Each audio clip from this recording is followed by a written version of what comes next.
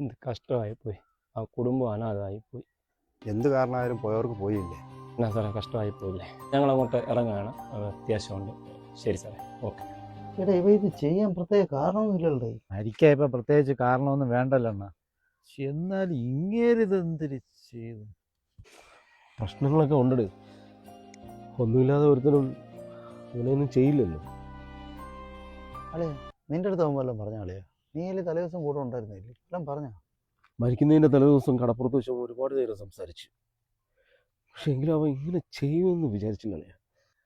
എന്നാലും എൻ്റെ പൊന്നളിയോ, ആ ചെറുക്കൻ്റെയൊക്കെ കരച്ചിൽ കണ്ടിട്ട് സഹിക്കാൻ പറ്റില്ലളിയോ. അന്നേരം സമയം അടുത്തിരുന്നണ്ണ, അത്രേ ഉള്ളൂ ആയുസ്. അളിയാ അന്ന് കണ്ടപ്പോൾ നിന്റെ അടുത്ത് അവ എന്തളിയാ പറഞ്ഞു? പറയാളിയ,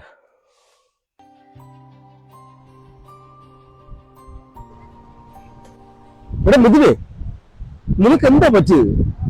ആ കിരണേ, ഒന്നുമില്ലടാ. നിനക്ക് എന്തോ പറ്റി മിഥുനേ? എന്താന്ന് കാര്യം പറയും. ഒന്നുമില്ലല്ലേ.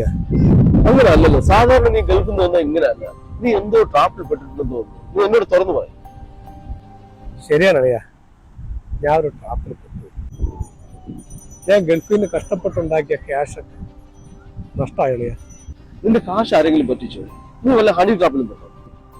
സ്വകാര്യ നിമിഷങ്ങളിൽ മാലാഖമാരായി വരുന്ന ചിലരെ ഞാൻ വിശ്വസിച്ചു. പിന്നീടാണ് എനിക്ക് മനസ്സിലായത് അതൊരു വൺ ട്രാപ്പായിരുന്നു. എടാ ഇതൊക്കെ കൈവിട്ട കളിയല്ലേ. നിനക്ക് പോലീസിൽ പരാതിപ്പെട്ടുകൂടായിരുന്നോ? എല്ലാം പോയളിയാ, ഞാൻ വല്ലാത്ത അവസ്ഥയിലാണ്. എടാ എന്തൊക്കെ സംഭവിച്ചാലും കുടുംബം മറന്ന് ഒരു പ്രവർത്തിക്ക് നമ്മൾ നിൽക്കരുത്. എന്തായാലും എല്ലാത്തിനും ഒരു പരിഹാരം ഉണ്ടാവും. നമ്മൾ കൂട്ടുകാരിരിക്കല്ലേ, നമുക്ക് എല്ലാം പരിഹരിക്കാം. വാ. ഇല്ലളിയാ, ഞാൻ ഈ സായനത്തിൽ കടലൊക്കെ നീ ഒന്നും പറയണ്ട.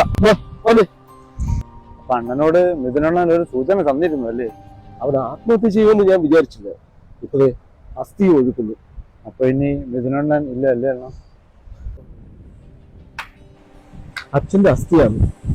അച്ഛന്റെ മനസ്സിൽ ധ്യാനിച്ചുകൊണ്ട് കടലിൽ നിന്ന് ഒട്ടിപ്പോരും. പുറകിലോട്ട് പോകും.